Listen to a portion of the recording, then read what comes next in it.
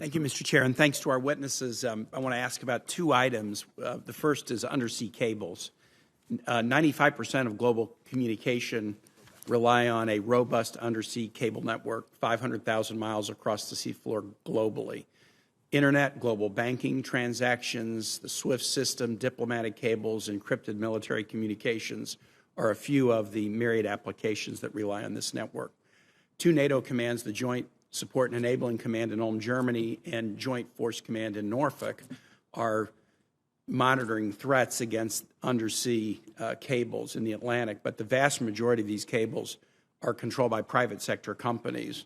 In the U.S., France, Spain, Japan, China, these contractors, companies and contractors who work with them, such as Google and Amazon, oversee the planning, production, design, deployment, and maintenance of the cables. To what extent is the DoD and IC looking at integrating and communicating with these private actors so that we can monitor threats to the cables? Senator, I'm going to take that one for action, do a little homework to get you a fulsome answer. And I would like additionally to know whether China, Russia, or other malign actors have an organic capability to map our networks, to cut into or tap into them, to listen to military or other government communications. So I would like a response back to that. Here's my second question.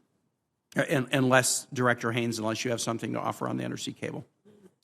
Thank you, sir. I actually, I'd love to do it in closed session if that's all right. I'll look forward to that. Okay. Now a question about our intelligence estimates of the strength of other militaries. I think there were a number of estimates that the Afghan military would perform much better than they did. And there were a number of estimates that the Russian military was much stronger than it is proven to be.